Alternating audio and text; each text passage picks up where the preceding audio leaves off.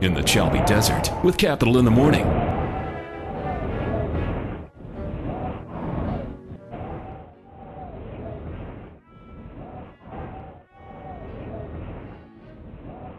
This morning, it is all about the Lord of the Castle.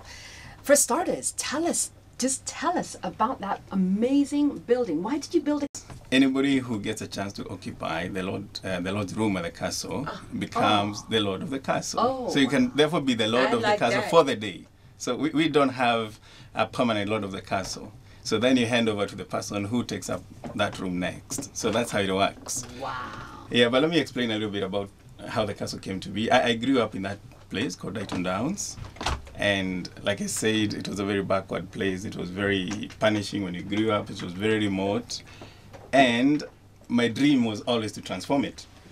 My dream as I grew up was to change it and connect it with the rest of the world, open it up to the rest of the world, give those who live in Dighton Downs some social prestige because, they feel forgotten and cut off.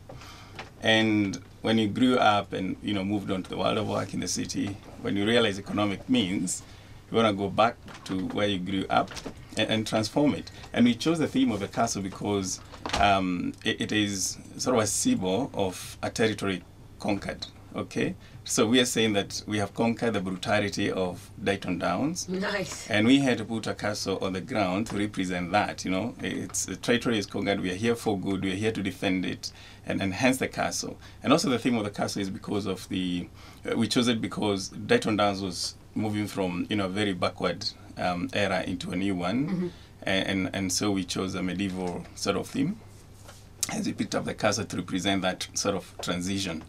And also coupled to that is the fact that as I grew up, I built all these castles in the air in terms of what I would like to do in the place because it was punishing and I desired life to be different.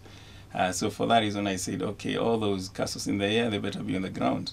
So you had to put one on the ground to represent I do that. like that. It's fantastic. And all the symbolism that's involved in making a castle. Of course, no castle would be complete without a moat and a drawbridge. Yes. And you've been quite clever about how you worked around that, given the topography of the land, haven't you? Yes, actually quite a lot of thinking went into it because the other reason as why we chose a castle is because we needed something that has got architectural beauty because you realize Kenya is actually not a country of architectural beauty. One of the person I really, really would like to meet in my life, he's still alive, is a guy who designed the KICC because it's quite an icon. There's nothing like it this far. So there's so much good for the castle. You have what we call the Barbican, which is supposed to be right at the front of the castle, but our Barbican is detached to serve a very practical purpose. So it's an underground tunnel that connects the property because of a public road that passes on top. We couldn't do a moat around the castle because of topographic challenges, so we converted our moat into a swimming pool. And we don't have a drawbridge quite, but that is kind of represented by the Barbican, like I said. However, we have the moat bar as well, or you can wine and wine and wine, one of the fine things in life, right inside the castle. But then, of course, there's a dungeon. But the dungeon is where prisoners were kept in castles. But for our castle, we don't keep prisoners. We intend to keep 1,000 prisoners in form of books.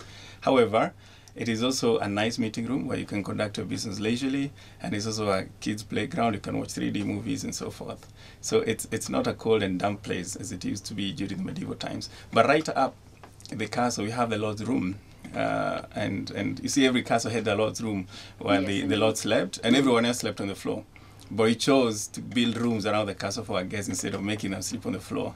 But the Lord's room still remains for honeymooners or those who just want to have a commanding view of the entire place, for those who really want that private sort of accommodation. Wow. But you weren't always a builder of castles and a giver of pleasure in the form of hosting people. Certainly, no, not at all, not at all. As a matter of fact, my wife and I, Eunice, we didn't go out there looking for land to build a castle or to build a hotel. No. Like I said, the motivation, the vision, the idea behind Tafaria is all transformation. We wanted to transform our rural background, our rural where we grew up. And for that reason, we reckoned that the best project for it was to build a hotel, because that would be able to open up the place. It will bring the world to a rural village. And we also have an open-air Roman type amphitheater just adjacent to it, which is to serve as a community information center so that we can inform our community as much as possible. For information, now that will be going mobile, because we realize that if it's just located on site, we will not be able to reach out to as many people as possible. So you look out for Tafaria Foundation activities in the new year, because we want to take that to make that mobile. One thing I forgot to mention is that the Lord had a manual where they went looking for food.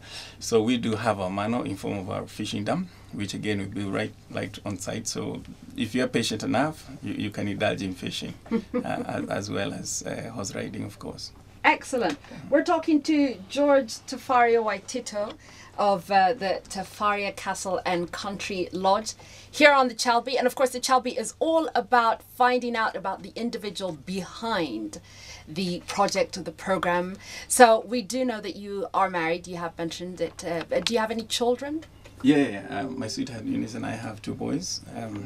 One just turned 6, that is GT, and Jack, who is 12, going to 13 in the new year. A millennium baby, I must add to that. A millennium baby. We love them. Well, we're talking about castles and it sounds really exciting, but there's this other aspect of you that I think people know you from somewhere else. Why don't you tell us a little bit about your background? Because we used to see you on TV. Yeah. I used to see me on TV. Yes, my background is actually quite long. First of all, like I said, I was born and grew up in rural areas. Only came to Nairobi to study at Kenyatta University. And then, of course, I joined the corporate world. I joined Mr. Stedman to grow a research company. We started small, actually, in his house. And I worked very hard with it, such that by the time I left, it was a top brand in as far as market research is concerned in Africa. Grew it all over the continent. And my vision with that was very clear in terms of what I wanted to do, what I wanted to achieve. And by the time I left, it was a very, very strong brand, as you know. I pioneered opinion polling, which again became something that was very closely associated with our brand. That was a science that was really needed in society, and I think now it's very well entrenched. We did lots of things for corporates and in terms of research and so forth. But then, like I said, this other dream to transform, where I grew up, was very, very powerful, very compelling. And it's something I sort of kept on postponing and saying, one day this has to happen. We started, taking baby steps towards that. So after we decided to sell off the company to a global multinational, I thought it was the best time for me to then hang my boots. I had done the best. The company was well-grounded, well-established, a very powerful team behind it. I think all you have to do now is to look at the company and realize how strong and powerful it is, because it's still going very well. And so I decided if I don't do it now, it might be too late. I'm growing old, obviously, and I might not have the energies to go and execute, the Tafaria Castle project, which required a lot of commitment, a lot of passion and energy and time, of course. So, yes, I left that, and decisively so, and deliberately so, and that's why you no longer see me associated with that. Well, okay, it's going to sound like an odd question because you've gone from market research to building castles, but what would surprise Kenyans about you? What's a surprising thing that people don't know about you, other than that you build castles? Actually, a lot of people I talk to, first of all, people don't know that I grew up in rural areas. I think for all these years, people thought, okay, you're one of us in the city, and but I always felt I don't belong, and I don't feel grounded, because then it is not here that, and I felt I was abandoning my mother in the sense that it's a rule that sort of supported me grow up and all that. So I had to go back. So I think that's one thing that surprised. The other one, of course, is quitting a high-flying job in a big corporate. Quit, and quit to go back to the rural areas. I think that's something else that I find people, getting quite surprised about every time I talk about it. Wow. Well, we're talking to George Waititu of the Tafaria Castle and Country Lodge.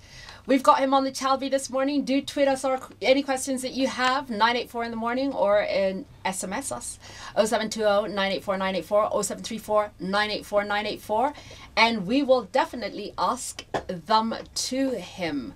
Keep it locked to Capital.